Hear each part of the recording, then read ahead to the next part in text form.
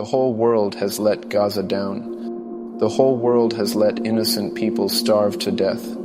The whole world has stood by while Israel has been allowed to do anything it wants, without consequence, without accountability. With the power of technology and the countless videos shared daily, the world has seen a side of this conflict that Israel never wanted us to see. For decades, they controlled the narrative. They controlled the media, but they cannot control our hearts. They cannot control our minds. And now, much of the world is finally waking up. They're seeing the horrific reality, and they are turning away from Israel not because of hate, but because of justice, because of decency. Recently, even voices that once sat cautiously on the fence are starting to wake up. On his show, Piers Morgan interviewed Doron Spielman, an official of Israel. Piers, someone who's often tried to balance the narrative, could no longer deny the truth. And I don't see any end game or plan here, other than increasingly it seems that there are people on that government who just want to get rid of all the Palestinians, who want to just take over Gaza, and that will be it. And that is actually the very genocide that so many on the pro-Israeli side keep recoiling at hearing that word, because they say it's not genocide. Well, if you get rid of a whole people based on their ethnicity from an expansive land that is theirs, where they've been living, what else do you call it? Piers Morgan asked this question, and it's pure common sense. If Israel has nothing to hide, then why are they not letting international journalists in? Why are independent reporters being denied access to Gaza? What does that tell you? Don't One insult second, my you said a lot of intelligence, different things Doran. here. You asked me about a...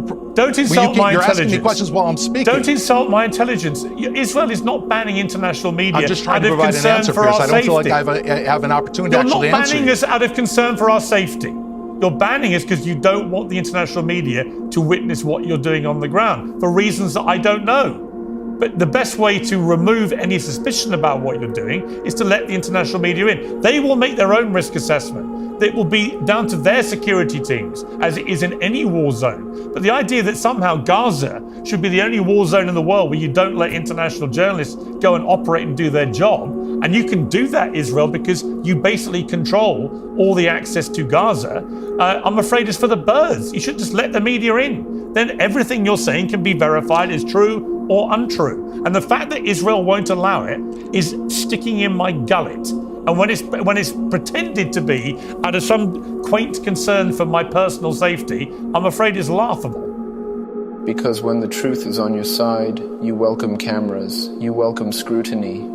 You don't hide behind blockades and censorship. When access is denied, when the world is told to just accept one version of events while the victims are silenced and buried, something is terribly wrong.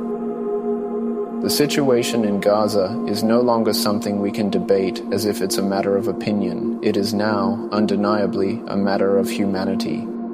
How something like this could take place in 2025 is beyond comprehension. Where are the leaders who claim to stand for human rights? Where are the voices that are supposed to rise when the innocent are being slaughtered, when the hungry are being starved, and when the oppressed are crying out for help? And let me be clear, this is not even about being pro-Palestinian anymore. This is about being pro-human. It's about having a heart. It's about imagining yourself in their shoes, especially for those of us with children. We know what it means to hold a baby in our arms, to feed them when they cry, to tuck them into a warm bed at night, safe and sound. It is instinct. It is love. Now imagine the parents in Gaza. Imagine trying to comfort a baby who's crying from hunger, not because you don't want to feed them, but because there is no food left. Imagine your child shivering through the night because there is no shelter, no blankets, no electricity. And worst of all, imagine knowing that this is not an accident. It is being done deliberately. Aid is being blocked. Food, water, medicine prevented from reaching innocent people. Babies are dying not just from bombs, but from hunger and cold. How can the world live with this?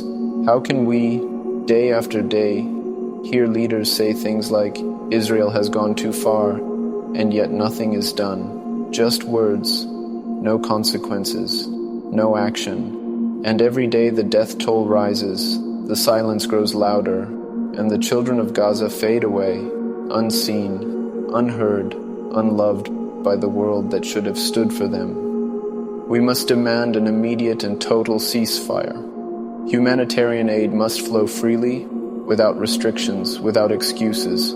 Those responsible must be held accountable, no matter how powerful they are. And we must work toward a just peace, rooted in dignity, truth, and the recognition of every human life as sacred. This is not about politics anymore. It's about children. It's about mothers.